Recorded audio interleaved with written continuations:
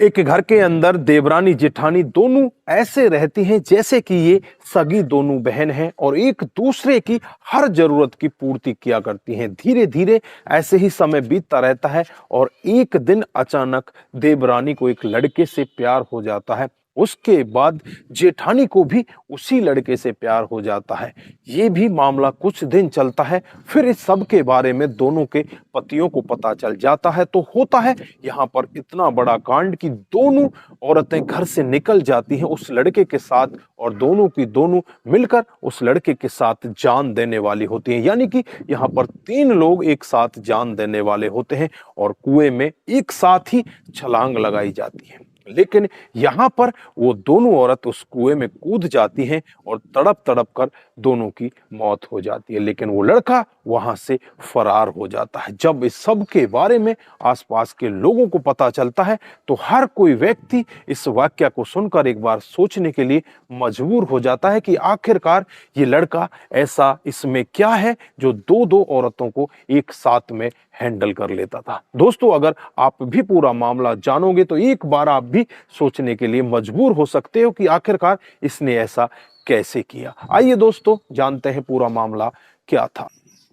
नमस्कार, जय हिंद। आप देख रहे हैं एपीएच न्यूज राहुल रावत के साथ। तो दोस्तों, आज की जो हकीकत की घटना आपको बताने जा रहा हूं, ये मध्य प्रदेश के छिंदवाड़ा की हकीकत की घटना है। यहाँ पर देवरानी और जेठानी घर में बहुत ही अच्छे तरीके से रहती हैं। जो जेठानी होती है उसका नाम सुशीला होता है, उम्र 30 साल होती है, और जो देवरानी होती है उसका नाम सहावती होता है, उम्र 28 साल होती है। यानी कि देवरानी और जेठानी दोनों ही ऐसे रहती हैं कि जैसे ये दोनों सगी बहनें हैं। हर काम को आपस में बांट कर करती, हर चीज आपस में एक दूसरे के साथ शेयर करती। और जो जेठानी होती है वो ज्यादातर खेतों पर जाया करती, जो देवरानी होती है वो घर पर रहा करती। एक दिन इनकी बिजली के तार जो होते हैं वो खराब हो जाते हैं, लाइट इनके घर में नहीं आ रही होती। तभी पड़ोस में रहने वाला एक लड़का होता है जिसका नाम स्वामी होता है। स्वामी को घर पर बुलाया जाता है। जो देवरानी होती है वो स्वामी को घर पर बुलाती है और स्वामी उस देवरानी को देखकर एकदम से लट्टू हो जाता है और जो उसका काम होता है उस काम को तो कर देता है, लेकिन साथ साथ में ही उससे अपने प्यार का इजहार भी कर जाता है। उसका पर जो देवरानी होती है उसकी खूबसूरती के यहाँ पर वो पुलंदे बांध देता है। उससे कहने लगता है कि तुम तो बेहद खूबसूरत हो, तुम जैसी तो मैंने पहले कोई देखी ही नहीं। यहाँ पर जो देवरानी होती है एकदम से अपने आप को ऐसा समझने लगती है कि तू तो बहुत खूबसूरत है, तेरा पति ने तो तेरे से आज तक ऐसा कुछ कहा नहीं। और फिर उस लड़के के फ्रेम में फंस जाती है, उसके साथ प्यार प्रसंग में आ जाती है। धीरे धीरे ऐसे ही समय बीतता रहता है और उसके साथ संबंधों में आ जाती है। जैसे ही कुछ और समय बीतता है, एक दिन का वाक्य होता है जब जेठानी खेतों पर गई हुई थी, लेकिन वो किसी काम से जल्दी घर पर वापस आ जाती है। उस समय देवरानी उस अपने प्रेमी को घर पर बुलाकर उसके साथ संबंधों में होती है। जब जेठानी इतनी आपत्तिजनक स्थिति में देवरानी को देखती है तो एकदम से बहुत ही तेजी के साथ शोर मचाने लगती है और उससे कहने लगती है कि तूने बहुत बुरा किया है, तूने तो मेरे प्रेमी के साथ में ऐसा गंदा काम किया है। जब देवरानी ये पूरा वाक्य सुनती है कि प्रेमी, यानी कि मतलब तो ये हुआ कि ये मेरे से पहले भी इस मेरी जेठानी के साथ में संबंध बनाता है। अब दोनों बैठकर समझौता कर लेती हैं और दोनों ही उस लड़के के साथ संबंध बनाने के लिए तैयार हो जाती हैं। जब भी उनका मन करता उस लड़के को अपने घर पर बुला लिया करती और उसके साथ संबंधों में होती। एक दिन उन दोनों के पतियों को इस सब के बारे में पता चल जाता है और पता चलने के बाद होता है यहाँ पर बहुत बड़ा कांड।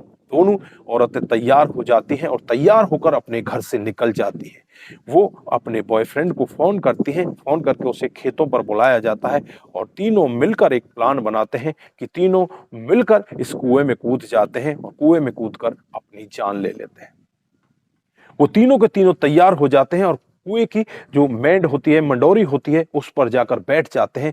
तीनों एक साथ छलांग लगाने वाले होते हैं और तीनों के तीनों ही एक साथ छलांग लगाने के लिए तैयार होते हैं। तो दोनों औरतें छलांग लगा जाती हैं, लेकिन यहाँ पर जो लड़का होता है स्वामी, वो छलांग नहीं लगाता, वो वहां से चुपचाप वापस आ जाता है। और उसके बाद अगले दिन जैसे ही लोग बाग खेतों पर जाकर देखते हैं, उन घर की लेडीजों की खोजबीन करते हैं, तो खेतों में एक कुएं के अंदर वो दोनों की दोनों औरत डूबी हुई मिल जाती हैं। जब उनको वहां से निकाला जाता है, पुलिस को मौके पर बुला लिया जाता है, उसके बाद छानबीन की जाती है, तो पता चलता है कि ये स्वामी के साथ इस तरह से गई थी। फिर स्वामी से पूछा जाता है, तो स्वामी यही कहता है कि हम तीनों मरने के लिए एक साथ में गए थे, लेकिन मैं अपने आप को कुएं में नहीं कूदा पाया, मुझे डर लगने लगा, मैं अपनी जान क्यों दूं। इन दोनों ने कूद कर अपनी जान दे दी। वो दोनों मर जाती हैं, लेकिन स्वामी बच जाता है। बचने के बाद पुलिस उसके खिलाफ तमाम धाराएं लगा देती है और धाराएं लगाकर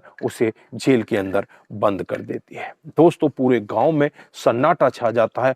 हर कोई व्यक्ति के जबान पर यही किस्सा होता है कि यार ये हुआ तो कैसे हुआ, इन दोनों ने ऐसा कैसे कर लिया, और इस स्वामी के अंदर ऐसा क्या है जो दो दो औरतों को एक साथ में हैंडल कर लेता था। दोस्तों, तरह तरह के वहां पर सवाल होते हैं, लेकिन यहां पर फिलहाल उन दोनों औरतों की जान चली जाती है और इस स्वामी को जेल के अंदर बंद कर दिया जाता है। तो दोस्तों, इस घटनाक्रम पर आप क्या बोलना चाहते हैं? आपकी जो भी राय है एक बार कमेंट बॉक्स में जरूर दीजिएगा। दोस्तों, इस घटनाक्रम को सुनाने का उद्देश्य सिर्फ आप लोगों को जागरूक करना है, आपको बताना है कि हमारे समाज में इस तरह की घटनाएं भी हो रही हैं। दोस्तों, आज के लिए बस इतना ही। फिर मिलते हैं किसी नए मोड़ के साथ। तब तक के लिए आप अपना ख्याल रखें, अपने परिवार का ख्याल रखें, सतर्क रहें, सावधान रहें और ऐसे क्राइम को अपने आसपास ना होने दें। नमस्कार, जय हिंद,